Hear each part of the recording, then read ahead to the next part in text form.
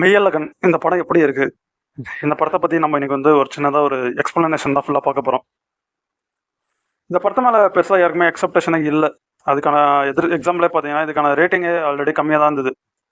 So அதுலயுமே வந்து பார்த்தீங்கனாலே சில பேருக்கு எக்ஸ்பெக்டேஷனே இந்த படத்து மேல இல்லன்றது நல்லாவே தெரிஞ்சது.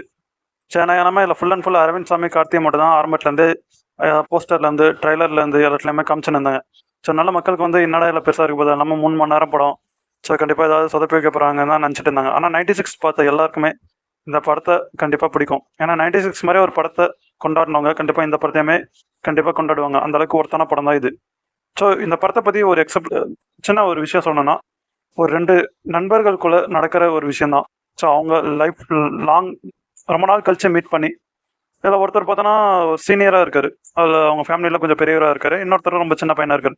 அந்த சின்ன பையனுக்குமே அந்த பெரியவர வந்து ஞாபகம் வச்சுக்கிட்டு, அவரோட ஒரு 10 வயசு பெரியவரா இருக்கிற ஒருத்தர ஞாபகம் வச்சுட்டு, அவருக்கு ரொம்ப வருஷம் ஒரு 20, 25, 30 வருஷம் கழிச்சு ஊருக்கு ஒரு ஃபங்ஷனுக்காக வராரு.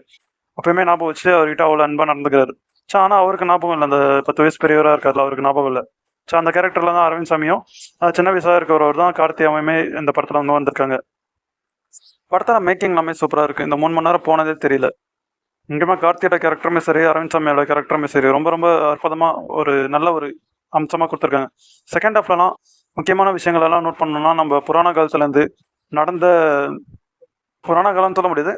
ஒரு 1000, 2000 வருஷத்துக்கு முன்னாடி நடந்த போர்க்காலத்துலேருந்து, இப்போ ரீசெண்டா 10 வருஷத்து 20, 15 வருஷத்துக்கு முன்னாடி நடந்த ஸ்ரீலங்கா, ஒரு 5 வருஷத்துக்கு முன்னாடி தூத்துக்குடி ஸ்டெர்லைட், இத பத்தி எல்லாமே நல்லபடியா பேசியிருக்காங்க.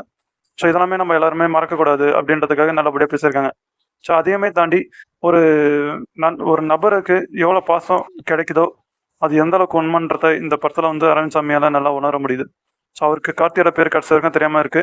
ஸோ அப்பயுமே வந்து கார்த்தியோட அந்த அன்போட அவங்க குடும்பத்துல காட்டுற அன்பு எல்லாமே அவரால தாங்க முடியாம தான் அந்த பேரை தெரிஞ்சுக்காம நம்ம இப்ப இருக்கோமே அப்படின்றத தாண்டி தான் அவர் வந்து வெளியே போறாரு. ஒரு கட்டத்துக்கு மேல கார்த்திக்குமே இது தெரிய வந்து அரவிந்த் சாமி மூலியமா 2 பேருக்குமே ஒரு நல்ல நட்பு ஆவறது தான் படத்தோட கிளைமேக்ஸ்.